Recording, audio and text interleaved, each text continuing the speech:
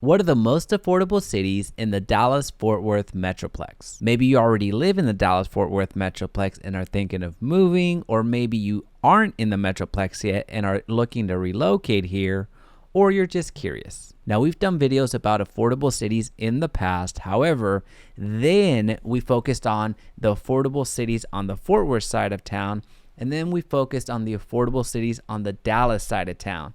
Today, we're combining everything. We're looking at the Dallas-Fort Worth Metroplex as a whole. And given that we're now factoring in the entire DFW Metroplex in its entirety, we have to go through a new set of criteria. First, in spirit of the video, we have to make sure that the cities that we feature are affordable. So every single city that we cover today has the average sales price of less than $500,000. Now, don't be alarmed by the cutoff of $500,000. Most of the cities that we're featuring today are hovering around the $350,000 average sales price. Now, the second criteria that we're taking into account today is the accessibility. How accessible is the city to the rest of the Dallas-Fort Worth Metroplex? This is especially important in this particular video because we're covering the entire Dallas-Fort Worth Metroplex. Because believe it or not, if you're traveling from the northeast side of the Metroplex to the southwest side, it's going to take you over an hour without much traffic. And very much the same thing if you apply the other diagonal. If you're going from Denton to South Dallas,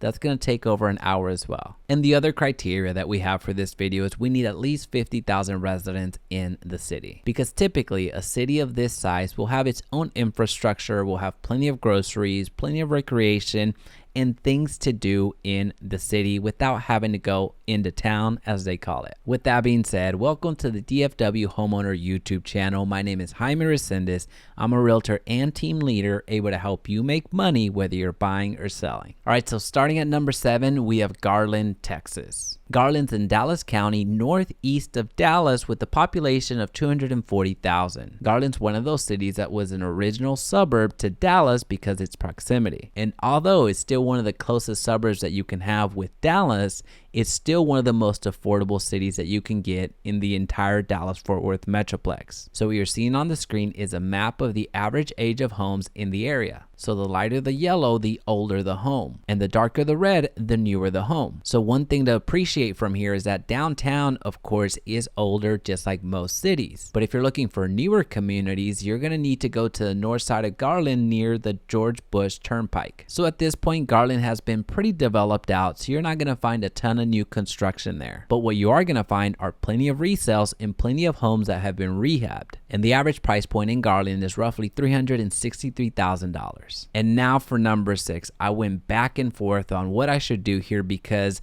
there's 2 cities that I wanted to feature. However, I didn't want to make them number 6 and number 5.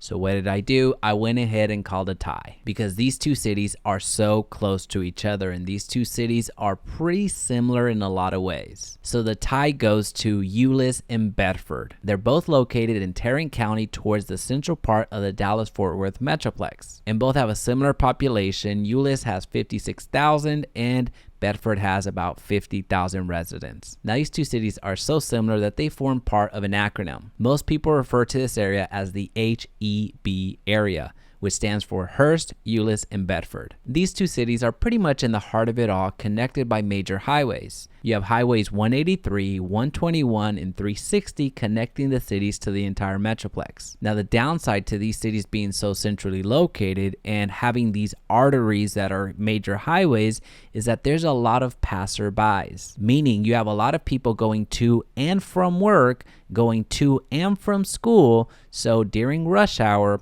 don't expect to move very fast on these highways. Now, some huge benefits that these cities give you is that you're able to travel to what I consider the entertainment capital of the Dallas-Fort Worth Metroplex, which is Arlington, because Arlington has Six Flags. That's where the Dallas Cowboys play. That's where the Texas Rangers play as well. So when you're looking for entertainment, you can just go down to Arlington and hang out. Now, if you're looking for outdoor recreation that's not in the immediate area, meaning that's not in Euless or in Bedford, you can hop on over to South Lake, go to Colleyville, go to other cities that have phenomenal parks. And it just so happens that both of these cities have the exact same average sales price at $414,000. At number 5, we have Saginaw. Saginaw is in Tarrant County, north of Fort Worth, with a population of just about 50,000. Okay, I'll be honest with you. Before you go into Wikipedia and find out that it's actually not 50,000 exactly, I love Saginaw so much that I went ahead and made an exemption when it came to the population.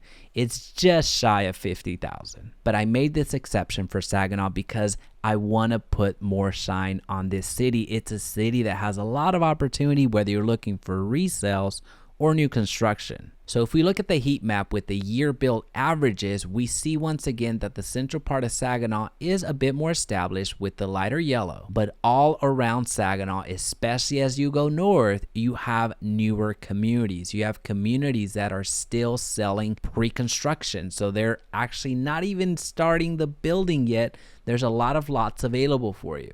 And if you compare that with this new heat map that gives you the estimated value per square foot, you see that there's a lot of opportunity from an affordability standpoint because the lighter blue indicates a lower cost per square foot. Now, the darker the blue gets, you're looking at a more expensive cost per foot. So that's why you see the dark blue around the lakes and also downtown Fort Worth, because they're more expensive areas. Saginaw is one of those cities that's ideal if you're working on the western side of the Dallas-Fort Worth Metroplex, especially if you're working in Fort Worth. You have a very simple commute by hopping on the interstate and getting into downtown within 15 minutes. And the average sales price for Saginaw right now is $355,000. At number 4, I'm giving it to Burleson. Burleson is in both Tarrant and Johnson County, just south of Fort Worth, about 15 minutes or so, and has a population of 50,000. Burleson is one of those cities that used to be considered out of town, but given the rapid expansion that Tarrant County has experienced, it has quickly become part of town. But although Burleson is a full-fledged metroplex city now, it still has a different vibe. It has a different pace. And I say that in the most respectful way because I live about 2 streets over from Burleson. I live in Crowley. So I find myself in Burleson a lot. That's where I go to get my groceries. That's where I go to get my haircuts. That's where I go to get my barbecue.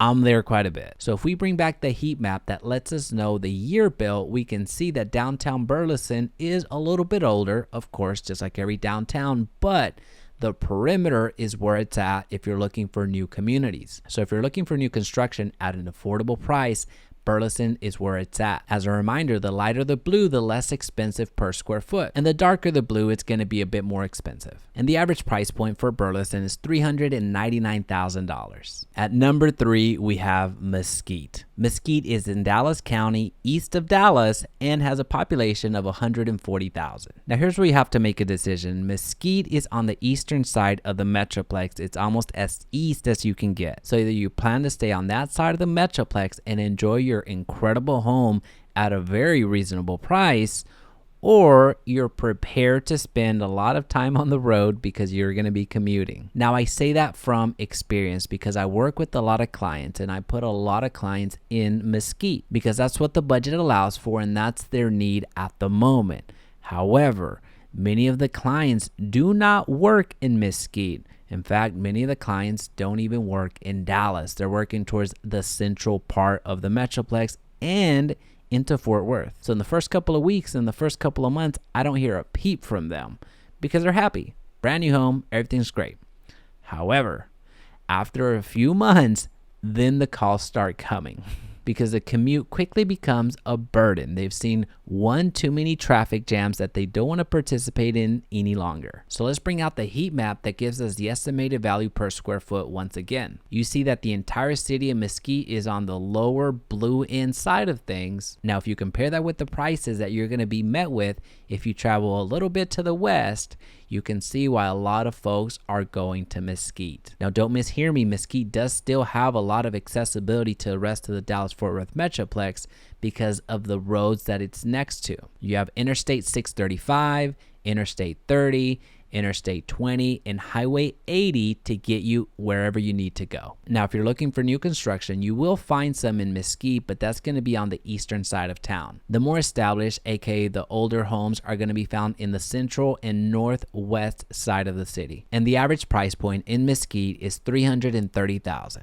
All right, so we're getting close to that top spot, but before we get there, let's highlight number 2. At number 2, we have Grand Prairie, Texas. Grand Prairie is actually in 3 counties. It's in Dallas County, Tarrant County, and Ellis County. It's in the central part of the Dallas-Fort Worth Metroplex. In other words, it's in between Fort Worth and Dallas, and has a population of 200,000. For my money, this is one of the most undervalued cities across the entire Dallas-Fort Worth Metroplex. It's one of those cities that's continuing to impress with all of the new developments that is bringing into town. There's a lot of new construction, recreation, shopping, and things to do around the George Bush Turnpike, which goes right through Grand Prairie. In other words, Grand Prairie is going through a revival right now that a lot of people are overlooking. So this could be an opportunity for you if you're looking to buy without breaking the bank. Here once again, we have the heat map that gives us the year built. And as you can see, the central and northern part of Grand Prairie are a bit more established. But as you go further south, that's where you're going to find the newer communities